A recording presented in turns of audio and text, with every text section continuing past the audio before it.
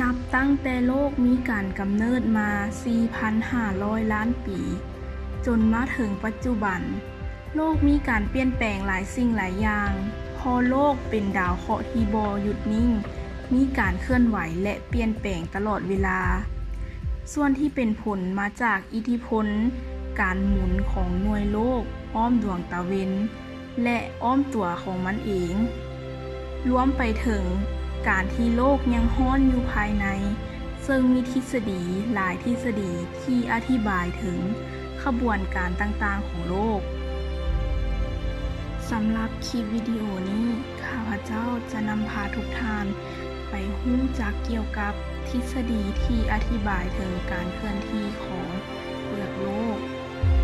การเคลื่อนที่ของเปลือกโลกเพิ่นได้แบ่งออกเป็น4ทฤษฎีก็คือ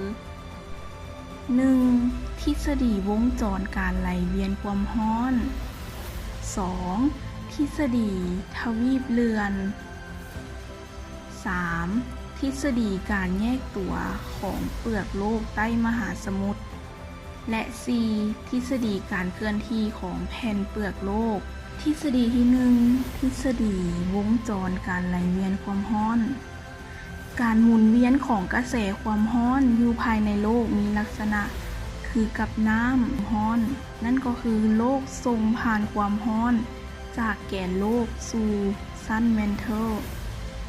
ลักษณะการไหลของมักมาที่อยู่ใต้พื้นดินเกิดมีการดันและหมุนเวียน แต่ลุ่มขึ้นถึงเฮ็ดให้เปลือกโลกส่วนที่แข็งปิดทับอยู่ชั้นถึงเกิดมีการแตกเป็นแผ่นและเคลื่อนที่ในลักษณะเข้าหากันแยกตัวออกจากกันและผ่านกัน ทฤษฎีที่ 2 ทฤษฎีทวีปเรือน ในปีค.ศ. 1912 นักอุตุนิยมวิทยาชาวเยอรมันมีนามว่าอัลเฟรด เวกิเนอร์ได้เสนอสมมุติฐานทวีปเรือนขึ้น แต่ท่านเวกิเนอร์บ่สามารถอธิบายกลไกการเคลื่อนตัวของทวีปได้จึงบ่เป็นที่ยอมรับและหลังจากที่เพิ่นได้มรณกรรมจึงมีผู้ค้นพบหลักฐานที่สนับสนุนทฤษฎีดังกล่าวและได้ถูกยอมรับในปีค.ศ. 1950 สมมุติฐานของท่านเวกิเนอร์ได้กล่าวว่าเมื่อประมาณ250ล้านปีก่อนทวีปต่างๆเคยติดกันเป็นทวีปขนาดใหญ่เอิ้นว่าแพนเจียอ้อมรอบอยู่ด้วยมหาสมุทรพันธรัสซาต่อมามีการเคลื่อนตัวแยกออกจากกันเป็น2ทวีปใหญ่คือโรเอเชียและกอนวานาแล้วจึงเคลื่อนที่มาอยู่ในตำแหน่งของแผ่นเปลือกโลกในปัจจุบันหลักฐานที่เชื่อว่าแผ่นทวีปมีการเคลื่อนที่ก็คือ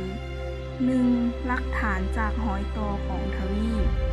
เพิ่นเชื่อว่าทวีปจะสามารถต่อกันได้โดยใช้ขอบของมันเส้นขอบด้านตะวันออกของอเมริกาใต้และตะวันตกของแอฟริกาการเชื่อมต่ออาจบ่สมบูรณ์เพราะชายฝั่งบริเวณขอบทวีปเจือนและการสะสมของตะกอนเฮ็ดให้ขอบทวีปมีการเปลี่ยนแปลงไป 2. หลักฐานจากความคล้ายคลึงกันของกลุ่มหินและภูเขากลุ่มหินที่ค้นพบอยู่อเมริกาใต้อังตาร์กติกแอฟริกาออสเตรเลียอินเดียแม้นมีลักษณะที่คล้ายคลึงกันและเป็นกลุ่มหินชนิดเดียวกัน 3. หลักฐานการเกิดจากการสะสมตะกอนของธาตุน้ำแข็งซึ่งในช่วง280ล้านปีผ่านมาพบว่าบริเวณกอนวานาถูกปกคลุมด้วยน้ำแข็งและหลักฐานนี้เกิดจากหินตะกอนที่เป็นตัวกลางมีอายุเดียวกันและมีทิศทางการเคลื่อนที่ของธาตุน้ำแข็งที่ว่ามีลักษณะคล้ายคลึงกัน 4. ซากดึกดำบรรพ์ของสัตว์อยู่ในทวีปต่างๆจะมีซากสัตว์เหล่านี้ซึ่งสัตว์ดังกล่าวจะบ่สามารถเดินทางข้ามผ่านมหาสมุทรจึงเชื่อว่าแผ่นดินมีการเชื่อมต่อกันมาก่อนทฤษฎีที่ 3 ทฤษฎีการแยกตัวของเปลือกโลกใต้มหาสมุทร ในปีค.ศ. 1962 นักธรณีวิทยาชาวอเมริกามีนามว่าแฮร์รี่ แฮสได้อธิบายว่าจะมีพื้นมหาสมุทรใหม่เกิดขึ้นอย่างต่อเนื่องบริเวณหุบเขาสุดตามแนวของ Mid-Atlantic Ridge พื้นมหาสมุทรใหม่จะเกิดจากมักมาที่ดันแทรกตัวขึ้นมาจากนั้นพื้นมหาสมุทรจะมุดตัวลงบริเวณห้องลึกปัจจัยที่สำคัญและกลไกที่เฮ็ดให้พื้นมหาสมุทรเกิดการเคลื่อนที่ก็คือคลื่นความร้อนนั่นเองจากปรากฏการณ์แตกตัวและแยกออกจากกันของแผ่นเปลือกโลกภาคพื้นทวีปและใต้มหาสมุทรสัมพันธ์กับการเคลื่อนไหวการเกิดหมู่เกาะภูเขาไฟการเกิดภูเขากลางมหาสมุทรการขยายตัวและการเกิดใหม่ของมหาสมุทรหลักฐานที่อ้างอิงถึงทฤษฎีดังกล่าวก็คือ 1. ภูเขากลางมหาสมุทรมีฐานกว้างเมื่อเทียบกับความสูงบริเวณส่วนจอมภูมีลักษณะเป็นคือเขายุบตัวและเป็นห้อยแตกยาวตัดขวางกันเป็นแนวสันเขาซึ่งมันจะเฮ็ดให้เกิดแผ่นดินไหวและภูไฟระเบิด 2. อายุหินบริเวณพื้นมหาสมุทรเมื่อแผ่นดินมีรอยแยกแผ่นดินจะเกิดการเคลื่อนตัวช้าๆและหินบะซอนจะแทรกขึ้นตามรอยแยกเกิดเป็นดินใหม่เรื่อยๆ 3. แม่เหล็กโลกแต่ดึกดำบรรพ์แม่นห้องหอยที่แม่เหล็กโลกในอดีตจะมีทิศทางที่ตรงกันข้ามกับแม่เหล็กในปัจจุบัน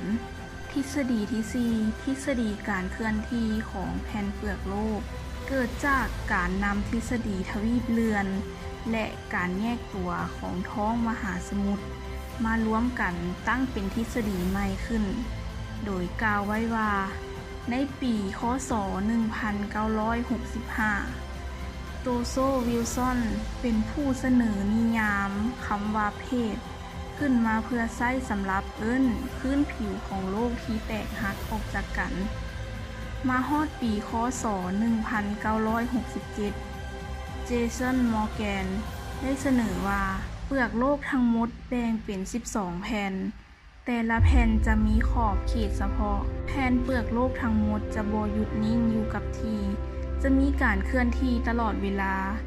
การเคลื่อนที่จะมีทิศทางแตกต่างกันผลของการเคลื่อนที่เฮ็ดให้เกิดสิ่งต่างๆอยู่ถึงหน้าโลกเช่นภูเขาสันภูและภูเขาไฟลักษณะของการเคลื่อนที่ของแผ่นเปลือกโลกอยู่ในทฤษฎีนี้เพิ่นได้แบ่งออกเป็น 3 แบบคือ 1. แผ่นเปลือกโลกแยกออกจากกันเนื่องจากการดันตัวของมักมาในชั้นแมนเทลเฮ็ดให้แผ่นดินโก่งขึ้นพร้อมกับเกิดรอยแตกและยุบตัวลงเป็นภูเขายุบตัวหินในชั้นแมนเทลถูกหลอมกลายเป็นมักมาและแทรกขึ้นมาเฮ็ดให้แผ่นดินเคลื่อนที่ออกจากกันซึ่งจะแบ่งออกเป็น 2 แบบคือแผ่นมหาสมุทรแยกออกจากกันและแผ่นทวีปแยกออกจากกัน 2. แผ่นเปลือกโลกเคลื่อนที่เข้าหากันซึ่งจะได้แบ่งออกเป็น 3 ประเภทคือแผ่นเปลือกโลกใต้มหาสมุทร2 แผ่นต่ำกันโดยแผ่นหนึ่งจะมุดลงไปอีกแผ่นหนึ่งจนไปถึงชั้นแมนเทลแล้วถูกหลอมละลายกลายเป็นหินหนืดและเกิดแรงดันอย่างมหาศาลดันขึ้นมาตามชั้นหินของเปลือกโลกจึงเกิดเป็นเกาะดอนอยู่กลางทะเล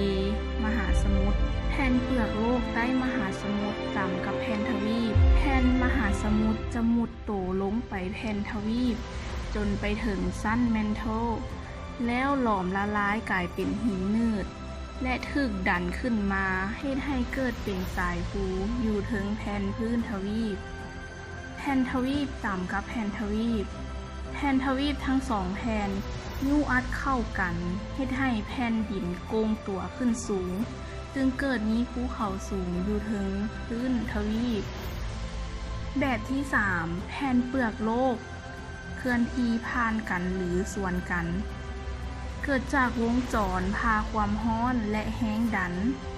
แห้งดึงที่เกิดบริเวณภูเขากลางมหาสมุทรเขตยุบตัวส่งผลให้แผ่นดินเจือกเลือนผ่านกัน